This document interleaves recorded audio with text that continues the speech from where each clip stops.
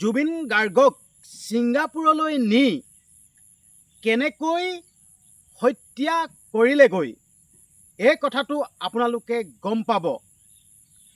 কেনেকৈ হত্যা কৰিলগৈ সেই ছিংগাপুৰত নি, আৰু এই কথাটো শুনিবৰ কাৰণে, জানিবৰ কাৰণে সকলো ৰাইজ অধীৰ আগ্ৰহে বাট চাই আছে। আৰু আপোনালোকে গম পাব জুবিন গাৰ্গক কেনেকৈ হত্যা কৰিলে, কেনেকৈ মাৰিলে, এই কথাটো আপোনালোকে গম পাব। ভিডিঅ'টো আপোনালোকে প্ৰথমবাৰ শেষলৈকে চাই থাকক, অনুৰোধ কৰিছোঁ। আপোনালোকে গম পাব, শেষৰ ফালে আপোনালোকে গম পাব জুবিন দাক কেনেকৈ হত্যা কৰিলে এই কথাটো গম পাব। অলৰেডি এটা ভাল খবৰ, ইমান এটা ভাল খবৰ নহয়, আৰু এই ভাল খবৰটো যদি মোৰ চেনেলৰ মাধ্যমৰ যোগেদি যদি আপোনালোকক মই নিদিওঁ কেনেকৈ হ'ব।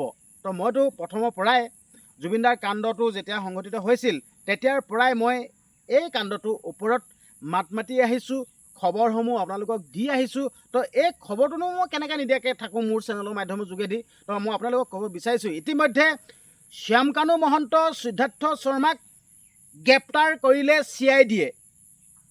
বিমানবন্দৰৰ পৰা হাতত হেণ্ডকাপ লগাই চোঁচৰাই লৈ আনিলে, একদম হাতত হেণ্ডকাপ লগাই চোঁচৰাই লৈ আনিছে।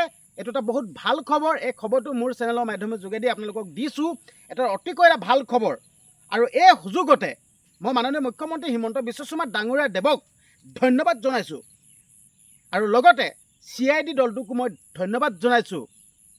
আৰু বেছিকৈ ধন্যবাদ দিম আৰু বেছিকৈ সুখী হ'ম যেতিয়া জুবিন দাক ইহঁতি যি প্লেনিং কৰি হত্যা কৰিলগৈ, এই হত্যাকাৰী কেইজনক যদি উপযুক্ত যদি শাস্তি দিয়ে, আইনী প্ৰক্ৰিয়াৰে তদন্ত কৰি দোষী সাব্যস্ত কৰি যি শাস্তি আছে সেই শাস্তি যদি দিয়ে, বা কঠোৰতকৈ কঠোৰতম শাস্তি, যি শাস্তি নাম শুনিলে ভয়ত কঁপি যোৱা, নাম শুনিলেই গাৰ্নুম হিঁয়ৰি উঠা, নাম শুনিলেই বুকু কঁপি উঠা, এনেকুৱা কিবা যদি শাস্তি দিয়ে নহয় তেতিয়াতো আৰু ক'বই নালাগে, এনেকুৱাই সুখী হ'ম। প্ৰতিটো মুহূৰ্ততে মাননীয় মুখ্যমন্ত্ৰী হিমন্ত বিশ্ব শৰ্মা ডাঙৰীয়া দেৱক ধন্যবাদ জনাই থাকিম, এইটোৱে ক'লোঁ। আৰু আচলতে এই যোনটো জুবিন দাৰ লগত যোনটো কাণ্ড সংঘটিত হৈ গ'ল, এইটোতো সঁচাকৈ এইটো আমি কেতিয়াও মানি ল'ব নোৱাৰোৱেই যে এইটো এটা সাধাৰণ এইটো এটা মৃত্যু বুলি, এইটো কেতিয়াও মানি ল'ব নোৱাৰোৱে। আৰু আপোনালোকে গম পাব, অলৰেডি এতিয়া গ্ৰেপ্তাৰ কৰিছে, আপোনালোকে গম পাব। মই আপোনালোকক ভিডিঅ'টো ষ্টাৰ্টিঙতে কৈছোঁ যেন জুবিন গাৰ্গক কেনেকৈ হত্যা কৰিলে আপোনালোকে গম পাব।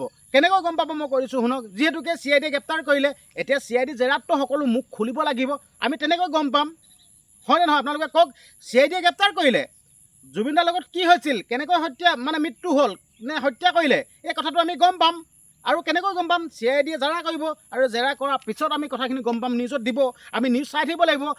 আৰু মোৰ চেনেলৰ মাধ্যমৰ যোগেদিও মই নিউজ চাই পিনে আপোনালোকক খবৰখিনি দিম। তো তেনেকৈ আপোনালোকে গম পাব। তো সেইটো কাৰণে মই ভিডিঅ'টো ষ্টাৰ্টিঙতে কৈছিলোঁ যেন জুবিন দাক কেনেকৈ হত্যা কৰিলে বা কেনেকৈ মৃত্যু হ'ল এই কথাখিনি আপোনালোকে গম পাব।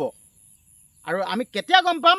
যেতিয়া CID-য়ে জেৰা কৰিব, CID জেৰাত সঁচা কথাখিনি কৈ দিব, অলৰেডি কৈ দিবই, জেৰা কৰিবতো কৈ দিব। তো সেইটো কাৰণে আমি অপেক্ষা কৰিব লাগিব, আমি নিউজ চাই থাকিব লাগিব, আৰু নিউজ চাই থাকিলেহে আমি কথাখিনি গম পাম যেন আচলতে কি হ'ব।